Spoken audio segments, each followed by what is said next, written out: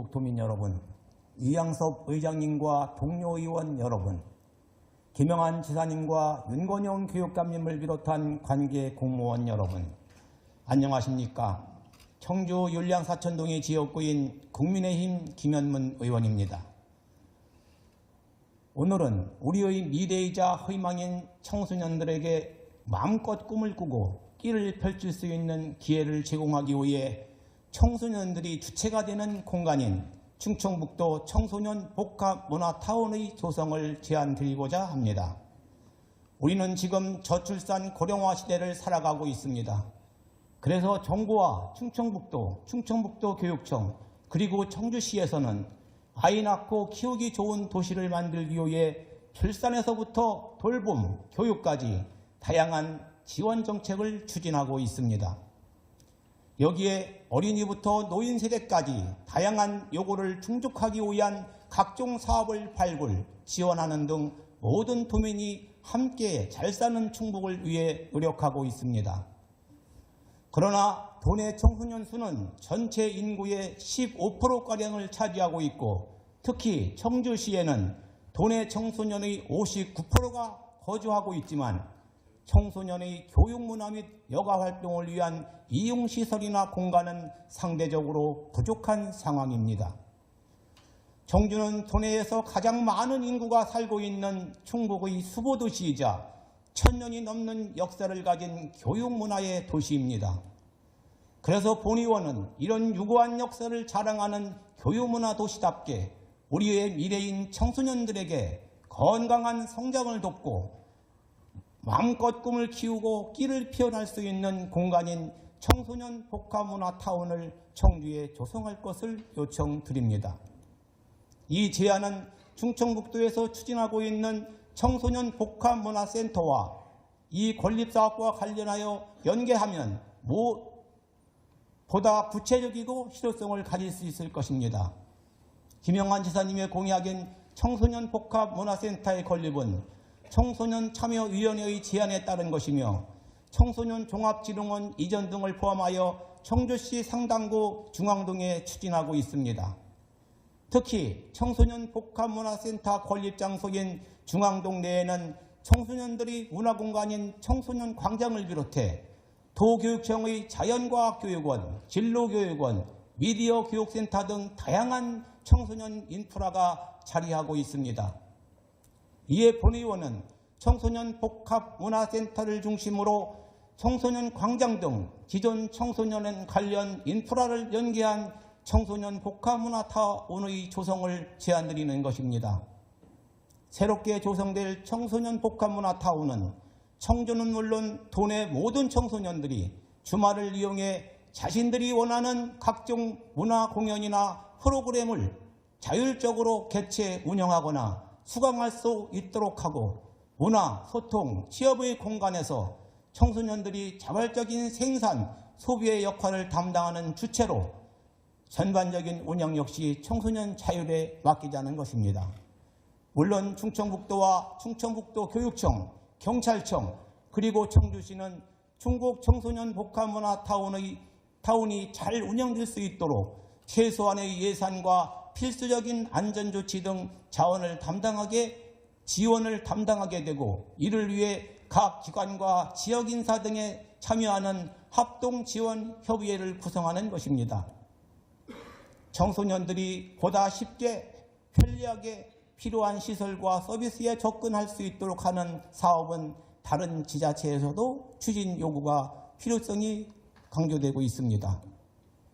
우리 충북의 경우는 충청북도 청소년 활동 진흥 조례를 통해 도지사가 청소년들의 상시적 활동과 체험을 위한 청소년 거리를 조성할 수 있도록 규정하고 있는 만큼 청소년들이 마음껏 소통할 수 있는 공간, 자신들의 문화를 생산하고 소비하며 미래를 이끌어갈 꿈을 키우고 성장할 수 있도록 넓고 든든한 울타리를 마련하는 데 함께 관심을 가지고 힘을 모아주시기 바랍니다.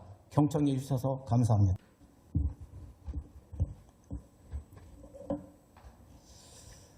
존경하는 164만 도민 여러분, 이양섭 의원님과 의장님과 동료 의원 여러분, 그리고 김영환 도시장님과 윤건영 교육관님을 비롯한 관계 공무원 여러분, 대한민국 친환경 에너지 중심 그린도시 1번지 충주시 제3선거구 이종갑 의원입니다. 오늘 저는 수도권 데이터 센터의 과도한 집중 문제와 탄소 중립 실현이라는 국가적 과제를 해결하기 위해 충주댐 수열에너지 특화단지 구축의 필요성을 말씀드리고자 합니다.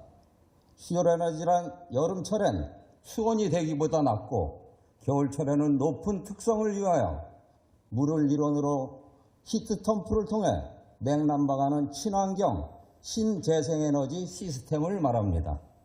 현재 우리나라 데이터 센터의 약 60%, 전력 수요의 70%가 수도권에 밀집되어 과부하 상태로 신규 데이터 센터의 원활한 전력 공급이 불가능한 상황입니다. 2023년 3월 산업통상자원부의 자료에 따르면 수도권에서 신청된 신규 데이터 센터의 601개 중 단 6.7%인 40개만 적기에 전력을 공급받을 수 있는 상태라고 합니다. 이러한 데이터 센터의 수도권 질주로 인한 전력 수급 문제를 해결할 수 있는 최적의 방안은 그린에너지 인프라를 갖춘 충주시와 충주댐이라고 본 의원은 생각합니다. 또한 충주시는 동충주 산업단지에 2조 원 이상이 투자되는 대규모 데이터 센터를 2022년 11월 유치하여 디지털 기업과 인재 유치 최적의 조건이 마련되어 있습니다. 존경하는 김영환 도지사님, 충주는 국내 유일의 청정수소 생산지역으로 그린수소 인프라를 갖추고 있어 데이터 센터의 전력을 수월하게 공급할 수 있습니다. 또한 충주댐은 약 46만 세제곱미터의 수열 활용 가능성을 보유하고 있고 친환경 에너지 작업 시스템을 구축하여 데이터 센터는 물론 인근 산업단지의 에너지 수요를 친환경적으로 충족할 수 있으며 기존 냉각 방식 대비 최대 64%의 에너지 절감 효과를 제공하며 데이터 센터의 탄소 배출을 크게 줄일 수 있습니다. 지난해 3월 환경부는 2030년까지 수열 사업을 진행한다고 밝히며 사업 착수된 소양강댐, 기본 구상까지 완료된 충주댐, 대천댐을 포함한 8곳을 적합지로 선정하였습니다. 그러나 정부는 돌연 수열에너지 특화단지 구축 사업을 4대강 유역별로 순차적으로 구축할 것이라고 했고 이미 한강유역은 소양강댐 사업이 착수되었다고 해서 한강유역에 포함된 충주댐은 기본 구상까지 완료되는 등 이미 정부에서 사업성을 인정했음에도 불구하고 후순위로 밀리고 말았습니다. 정부는 수열사업 정책을 실효성, 효과성, 잠재적 기대 효과를 무시한 채 행정 편의적 논리와 부서별 책임 전가를 하고 있습니다. 충주댐은 수열 잠재량이 62만 9천 냉동톤으로 소양강댐의 1.8배, 대청댐의 2.5배나 되며 8개 다목적댐 중 수열 용량이 113메가와트로 가장 많고 소양강댐의 1.9배, 대청댐의 1.5메가 됨에도 불구하고 충주댐이 후순위로 밀린 것은 도저히 상식적으로 이해할 수 없는 결과입니다. 존경하는 김영환 도시장님, 충주댐 수열에너지 특화단지 조성은 단순히 지역 발전을 넘어 우리나라 에너지 정책의 획기적인 전환과 탄소 중립 실현을 위한 교두부로서 기능하며 국가적 과제를 실현하고 지역의 균형 발전과 활성화를 견인할 핵심 전략입니다. 충주댐 친환경 수열에너지 특화단지 기본 계획 및 타당성 용역이 2025년 정부 사업에 반영되어 진행될 수 있도록 충청북도는 지역 정치인 충주시와 함께 힘을 모아 정부와 관련 기관에 건의하는 등 적극적으로 나서야 합니다. 문은 두드리는 자에게 열린다고 했습니다. 충청북도와 일념 통천의 자세로 충주댐 수열에너지 특화단지 조성 사업을 포기하지 않고 끊임없이 노력한다면 반드시 진행될 수 있으리라 믿습니다. 다시 한번 김영환 도시장님 지원으로 충청북도가 모든 역량을 동원해 적극적으로 노력해 주실 것을 강력히 촉구하며 5분 자유 발언을 마치겠습니다. 정청해 주셔서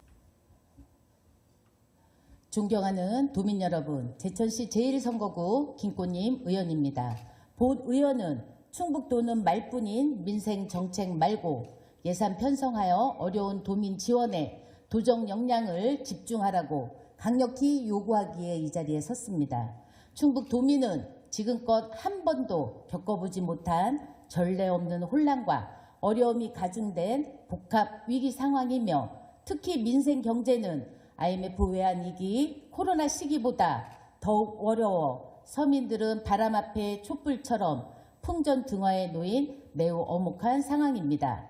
한국부동산원이 최근 발표한 중대형 상가 공실률은 경기 상황을 보여주는 대표적인 지표 중 하나로 24년 3분기 전국에서 세종을 제외하면 충북의 공실률이 19.1%로 가장 높습니다. 특히 청주 송암길 충북대학교, 충주 자유시장, 제천 중앙시장은 약 30%로 전국 평균 공실률 12.73%의 3배 이상이 심각한 수준입니다.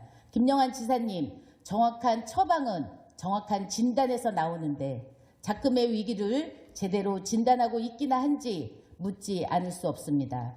소상공인 지원이 최우선인 충북신용보증재단은 소상공인에게 보증해주고 받은 보증료 수익이 2000년부터 2024년까지 25년 동안 1,060억 이상이 되는데 빚을 내서 빚을 갚고 있는 소상공인의 어려움은 뒷전으로 하고 지난 1월 10일 67억 상당의 토지 매입 계약을 하였고 올해부터 약 300억 이상의 사업비로 사옥을 신축하겠다고 합니다.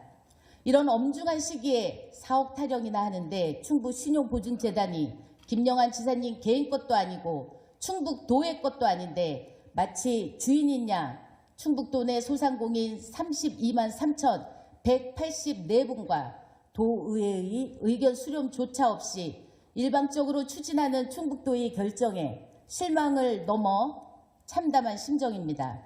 또한 충북도는 중소기업 소상공인의 2차 보존해주는 정책 자금은 지난해보다 오히려 570억이나 줄었습니다. 인근 충남과 비교하면 충북은 24년 6,945억 원, 25년 6,375억인 반면 충남은 24년 8,850억, 25년 1조 2천억으로 3,150억이 증가한 역대 최대 규모입니다. 또 지난 1월 21일 충남은 총 575억 사업비로 위기에 처한 1억 미만 영세 소상공인 1명당 50만 원씩 긴급 지원한다고 특별 대책을 발표하기도 했습니다. 같은 날 충북도는 중소기업 소상공인 정책자금 4,660억을 조기 집행하고 이래 추경에 17개 사업 67억 원을 편성하겠다고 발표했지만 충남 자금과 비교하면 택도 없고 지난해 대비 자금 규모도 대폭 줄고 보증료율 인하도 없이 단지 시기만 앞당기는 언발의 오줌 누기 격인 이게 특별경제 대책이라고 내놓은 것입니까? 최근 김영환 지사님이 매우 어려운 시기라서 과감하고 적극적인 중소기업 소상공인 지원과 민생에 집중해야 한다고 지난해 연말부터 계속 이야기하고 있는데 도민의 기대만큼 특별한 정책이나 지원이 없는 것이 행정력의 한계인지 도민을 기만하는 것인지 도대체 정책 결정의 우선순위 기준이 무엇인지 말뿐인 정책에 대한 평가는 도민 여러분이 판단하시리라 생각합니다. 이에 본 의원은 전대미문의 현재 위기를 극복하기 위해 말뿐인 민생 정책이 아닌 예비비를 포함한 모든 가용 재원을 투입해 예산을 편성하여 다음과 같이 어려운 도민 지원의 도정 역량을 집중하라고 정중히 요구합니다. 위기가구 긴급생계 지원 확대, 사회적 약자 대상 지원금 확대, 중소기업 소상공인 정책자금 확대, 지역사랑 상품권 발행 지원, 2차 보존 지원 확대와 보증료율 인하, 기업 장비 수수료 인하 및 면제를 위한 도출연금 지원 등 어려운 경제를 회복할 수 있는 마중물이 되는 충북도만의 특별한 민생 정책을 통해 어려운 도민과 이 위기를 함께 극복해야만 합니다. 이것으로 5분 자유 발언을 마치겠습니다. 경청해 주셔서 감사합니다.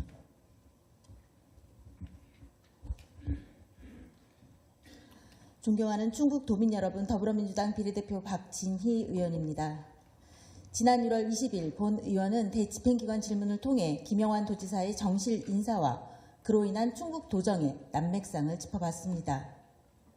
이에 대해 김영환 도지사는 도의원이 사실 아닌 얘기로 혹세무민한다며 답변을 회피하고 금세 들통날 거짓말도 서슴지 않았습니다. 초지일관 도민의 알 권리를 무시하며 기만하였습니다. 당시 본 의원은 2024년 하반기 전국광역자치단체장 직무수행평가와 공공기관 종합청렴도 평가 그리고 경제성장률까지 충북도가 최하위 성적표를 받았다는 사실을 전하며 민선 8기의 각종 평가 지표를 낙제점이라 일갈했습니다. 이에 대해서도 김 지사는 제 주장이 거짓이라며 증거를 제시하라 하였죠. 오늘 저는 사실 아닌 거짓으로 혹세무민하는 자가 과연 누구인지 이 자리에서 확실히 밝히려고 합니다. 일주일 전인 1월 17일 한국갤럽은 2024년 하반기 전국광역자치단체장 직무수행평가 결과를 발표했습니다. 김영환 도지사가 긍정과 부정평가에서 모두 전국 시도지사 가운데 최하위 성적표를 받았습니다. 긍정평가율은 전국 평균 51%보다 10%포인트 낮았고 반대로 부정평가율은 10%포인트 높았습니다. 김 지사는 2023년 하반기부터 2024년 하반기까지 3회 연속으로 직무수행평가 꼴찌의 불명예를 독차지하고 있습니다. 지난달 9일 발표된 국민권익위의 2024년 공공기관 종합청렴도 평가 결과 역시 충북은 전국 17개 시도 가운데 유일하게 최하위 5등급을 받아 꼴찌를 했습니다. 2023년에 비하면 2단계가 하락, 민선 7기였던 2021년도 청렴도가 1등급인 것과 비교하면 4단계 추락입니다. 지난 12월 20일 통계청이 발표한 2023년 충북의 경제성장률 역시 전국 꼴찌입니다. 충북의 실질 지역 내 총 생산은 전년 대비 0.4% 감소해 전국 17개 시도 가운데 최하위로 전국 평균 1.4% 성장에 크게 못 미치는 마이너스 성장을 했습니다. 이것이 바로 팩트입니다. 도민 여러분, 혹세무민하는 자는 과연 누구입니까? 박진희 도의원입니까? 아니면 김영환 도지사입니까? 또한 충북 인재평생교육진흥원 청사 매입 과정에 김영환 지사 측근의 개입 의혹에 대해 묻자 김 지사는 전혀 사실이 아닌 것을 도의회 도정 질문에서 하는 것이 맞느냐고 저에게 반문했습니다. 하지만 언론에 따르면 김영환 지사 인수위 출신이며 충북도 특별보좌관인 한 상인의 대표가 이틀 전 본 의원을 규탄하는 기자회견 과정에서 임평원이 매입 의사를 밝혀 건물주를 소개해 준 것은 맞다는 어처구니 없는 발언을 했습니다. 측근 개입을 사실로 볼 수도 있는 정황입니다. 1차 경매가 유찰되어 최저 낙찰가가 75억인 건물을 20억이나 높은 금액으로 샀다는 비판에 대해서도 김영환 도지사는 아무리 부족한 사람이라도 70억짜리 건물을 95억에 사는 그런 도지사는 아니지 않겠냐며 경매 철회 이후 매매 과정이 진행됐다는 취지로 답변했습니다. 하지만 이 또한 사실이 아닙니다. 임평원이 해당 건물주와 양해각서를 체결한 시점은 지난해 7월 19일이고 경매 취소일은 7월 26일, 그러니까 양해각서 체결 일주일 뒤입니다. 심지어 해당 건물이 경매 물건이라는 것조차 이사회에 감추었다는 정황이 최근 상임위에서 확인됐습니다. 결국 김영환 도지사는 75억짜리 건물을 95억에 사는 바로 그런 도지사가 맞았습니다. 측근 특혜 인사에 대해서도 줄곧 부인하지만 도 산하기관에 김영환 지사 측근이 채용되기 직전 인사 규정이 바뀌는 사례가 반복 확인됩니다. 김영환 도지사에게 경고합니다. 진실을 감추려 가짜 뉴스를 생산하는 대신 감출 만한 일들은 아예 만들지 마십시오. 면책 특권 없는 도의원 운운한다고 제 입에 재갈을 채울 수 있겠습니까? 고소를 그리고 규탄 기자회견을 100번, 10,000번, 1000번을 동원해도 마찬가지입니다. 꼼수가 어떻게 진실을 이기겠습니까? 정실 인사, 측근 개입으로 충북도 공무원들의 사기가 땅에 떨어지고 충북 도정이 망가져가는 현 상황을 본 의원과 충북도민은 결코 좌시하지 않을 것입니다.